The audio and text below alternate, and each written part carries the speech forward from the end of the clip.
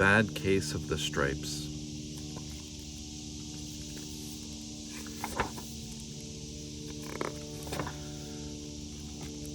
Camilla Cream loved lima beans, but she never ate them. All of her friends hated lima beans, and she wanted to fit in.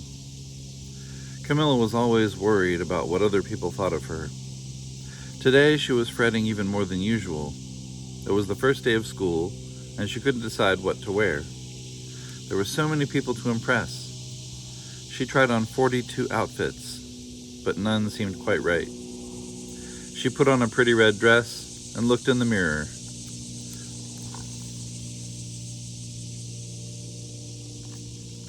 Then she screamed.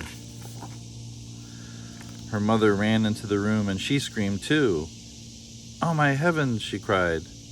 "You're completely covered with stripes." She looks like that fruit stripes gum. This was certainly true. Camilla was striped from head to toe. She looked like a rainbow. Miss Cream felt Camilla's forehead. "Do you feel all right?" she asked. "I feel fine," Camilla answered, "but just look at me." "You get back in bed this instant," her mother ordered. "You're not going to school today." Camilla was relieved. She didn't want to miss the first day of school, but she was afraid of what other kids would say, and she had no idea what to wear with those crazy stripes. That afternoon, Dr. Bumble came to examine Camilla. "Most extraordinary," he exclaimed. "I have never seen anything like it. Are you having any coughing, sneezing, runny nose, aches, pains, chills, hot flashes, dizziness, drowsiness, shortness of breath, or uncontrollable twitching?" "No," Camilla told him. "I feel fine."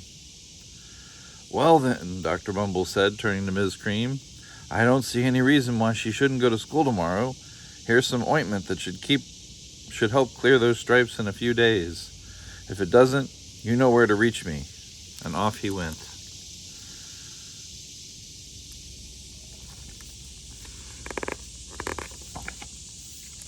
The next day was a disaster.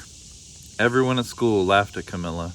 They called her Camilla Crayon and Night of the Living Lollipop. She tried her best to act as if everything were normal, but when the class did the Pledge of Allegiance, her stripes turned red, white, and blue, and she broke out in stars.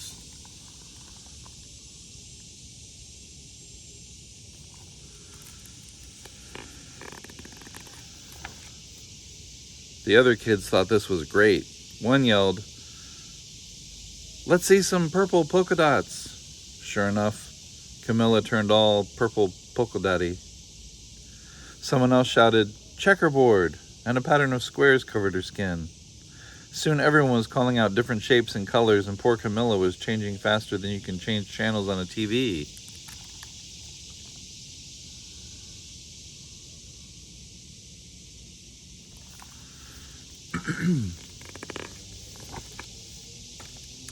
That night, Mr. Harms, the school principal, called.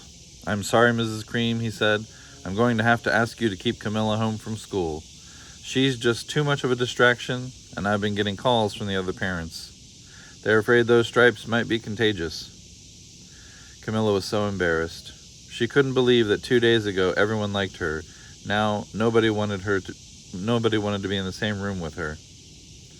Her father tried to make her feel better. "Is there anything I can get you, sweetheart?" he asked. "No, thank you," sighed Camilla. What she really wanted was a nice plate of lima beans, but she had been laughed at enough for one day.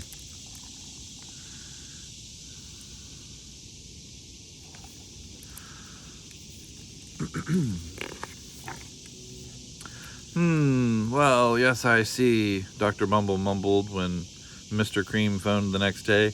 "I think I'd better bring in the specialists. We'll be right over." About an hour later, Dr. Bumble arrived with 4 people in long white coats. He introduced them to the Creams. "This is Dr. Grop, Dr. Sponge, Dr. Cricket, and Dr. Young." Then the specialists went to work on Camilla. They squeezed and jabbed, tapped and tested. It was very uncomfortable. "Well, it's not the mumps," concluded Dr. Grop. "Or the measles," said Dr. Sponge. "Definitely not chicken pox," put in Dr. Cricket. Or sunburn, said Dr. Young. Try these, said the specialists. They each handed her a bottle filled with different colored pills. Take one of each before bed, said Dr. Gropp.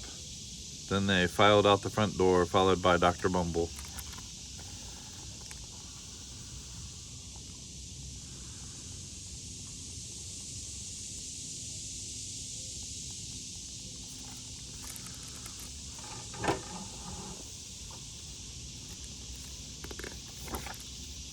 That night, Camilla took her medicine. It was awful.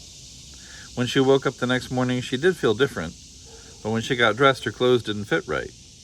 She looked in the mirror, and there, staring back at her, was a giant multicolored pill with her face on it.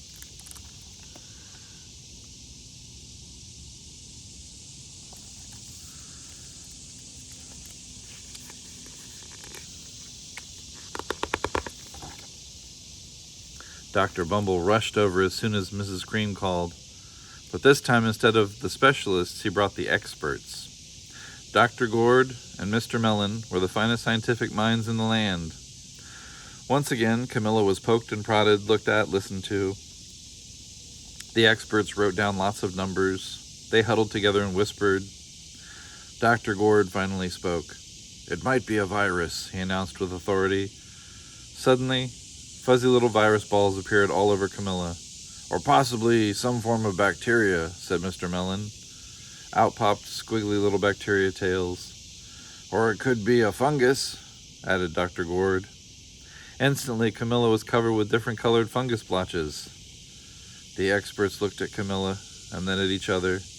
We need to go over these numbers again back at the lab, Dr. Gord explained. We'll call you when we know something. But the experts didn't have a clue, much less a cure.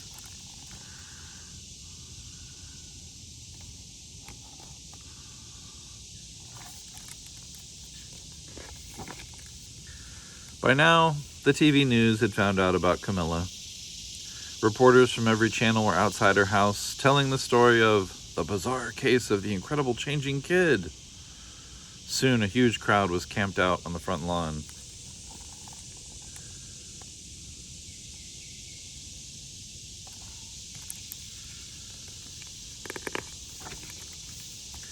The Creams were swamped with all kinds of remedies from psychologists, allergists, herbalists, nutritionists, psychics, an old medicine man, a guru, and even a veterinarian.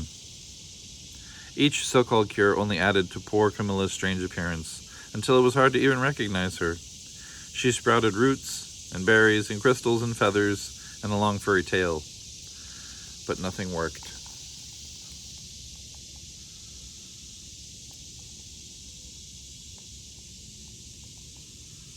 Dang.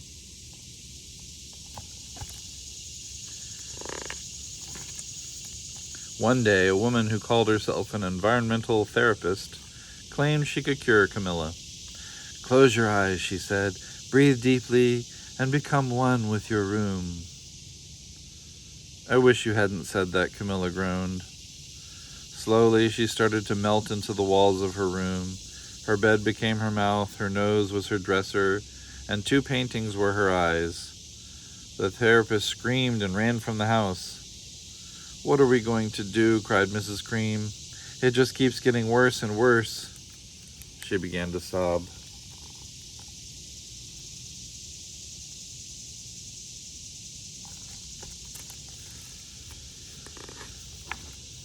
At that moment, Mr. Cream heard a quiet little knock at the front door. He opened it, and there stood an old woman who was just as plump and sweet as a strawberry. Excuse me, she said brightly, but I think I can help.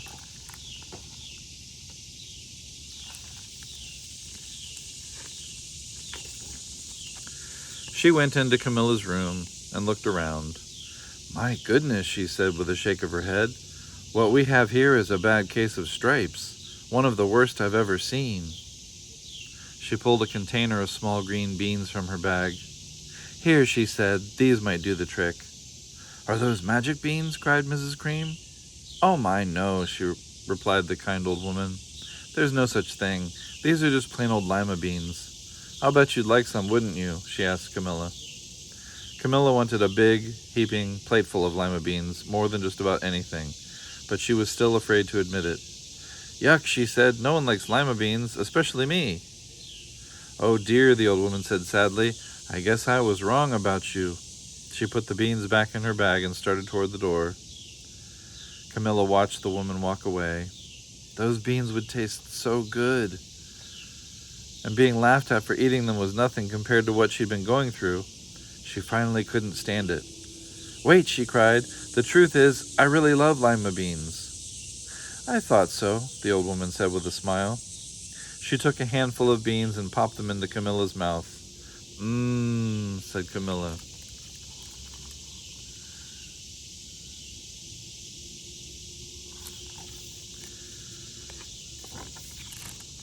Suddenly, the branches, feathers, and squiggly tails began to disappear.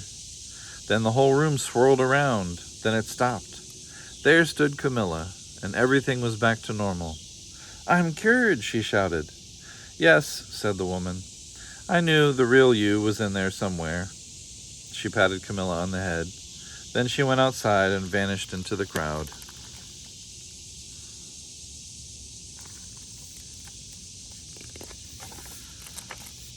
Afterward, Camilla wasn't quite the same. Some of the kids at school said she was weird, but she didn't care a bit. She ate all the lima beans she wanted, and she never had even a touch of stripes again.